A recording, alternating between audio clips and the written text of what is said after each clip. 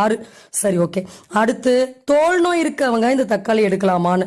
தோல் நோய் இருக்கிறவங்க மீன், கருவாடு, கவிச்சு எல்லாத்தையும் எடுக்கிறாங்க. ஆனா தக்காளி எடுத்தோன்னா அரிப்பு வருதுன்றாங்க. அதுக்கு அதான் காரணம்.